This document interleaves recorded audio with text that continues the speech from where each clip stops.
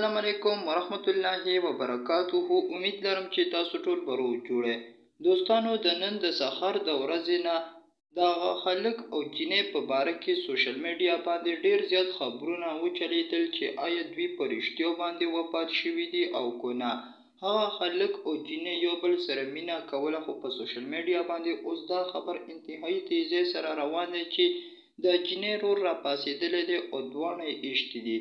دوی دواړو یو بل سره انتهایی مینه کوله او دوی دواړه تښتېدلي، پټ یې واده کول غوښتل، ځکه چې د جنۍ کورنۍ دا نه غوښتل چې دوی دواړه واده وکړي، خو د هغې په باوجود هم دوی دواړه وتښتېدل او د اطلاع مطابق چې د جنۍ رور را پاسېدلی دی او دواړه یې ایشتي دي.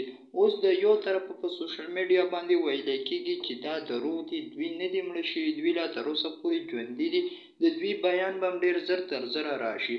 او بل طرف ته سوشل میډیا وایي چې نه، دوی په رښتیا باندې وفات شوي دي، دوی دواړو یو بل سره انتهایی مینه کوله، جنۍ هم غوښتل او هلک هم غوښتل چې موږ یو بل سره واده وکړو، خو د جنۍ کورنۍ دا نه غوښتل چې د هلک سره زموږ د جنۍ واده وکړي.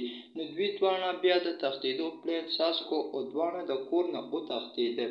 نو ویلی کېږي د اطلاع مطابق چې دوی دواړو په پټه باندې واده هم کړی و.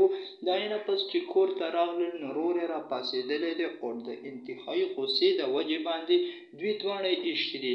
بیا د دوی دواړو جنازه هم نه کوله، کلیواله پرې را پاسېدلي دي او هغوی ورسره افسوس اظهار کړی دی او بیا د دوی دواړو جنازه په یو ځای باندې ادا کړې ده. نو د یو طرفه په سوشل میډیا باندې دغه خبر ویلی کېږي، دا مونږ چې تاسو سره شریک کړو چې نه دي مړه شوي، او د بل طرفه په سوشل میډیا باندې دا خبر ویلی کېږي چې نه، دوی په رښتیا باندې مړه شوي دي، د جنۍ رور دواړه ایشتي دي.